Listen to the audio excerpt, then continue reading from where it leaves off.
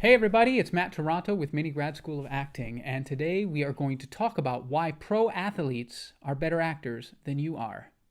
You don't think it's true?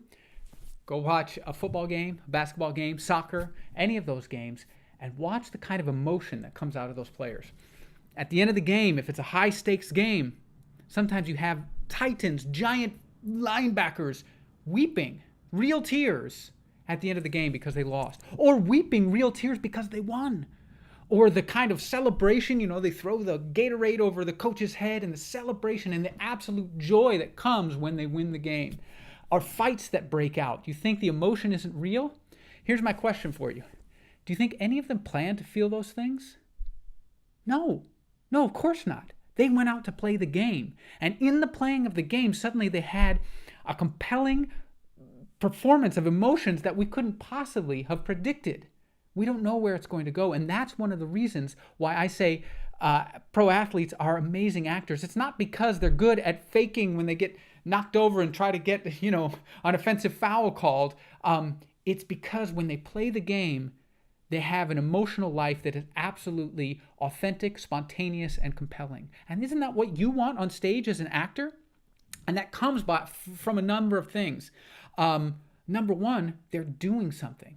Acting, the word to act means to do, right? And these players, and isn't that what Shakespeare used to call actors? Players. He called them players. These players are doing something. They're trying to put the ball in the hoop, or put the ball through the goal line, or carry it across the goal line. And suddenly you have two teams with opposing objectives clashing, and there is drama. And there's an audience watching, and a stage, like the field or the court or whatever sport you might watching. Isn't that like a movie when you have, say, a few Avengers versus a horde of aliens coming through a wormhole over Manhattan? Two teams vying to win. If you can look at your acting like that, like a sport where you're going to play this game all out, as with high stakes on the stage, suddenly you will be the kind of performer that is spontaneous and unpredictable and compelling. Just like LeBron James when he is being defended by way too many defenders and he pulls some crazy move that then takes the ball to the hole and dunks it, and nobody expected the kind of virtuosity to come out of that moment. But because he was playing, because he was in the moment trying to win, suddenly we had a performance that blows our mind. And that's why we love sports, and that's why millions and millions of fans watch on TV or stream into the stadiums to watch these dramas unfold. And if you can create those kinds of performances, more and more people will want to come and watch you do the very same thing in the game that you're playing, which is the script. Say Romeo and Juliet. Aren't there two teams? Montagues and Capulets? Those kinds of things. The other thing that makes professional athletes unbelievable, I'm saying actors or players, is that they train. They train hard and they train nonstop. They've all got coaches. They've got training regimens. They never stop training. And when they do, they stop being the best.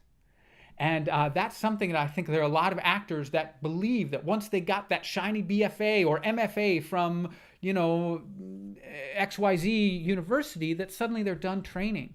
Well, the opposite is true. If you want to compete at the highest level with actors who are at the Olympic level, professional level, then you need to be training to become just as good as them. That means you got to be in class. You should have coaches, mentors. You should have actors that you work out with.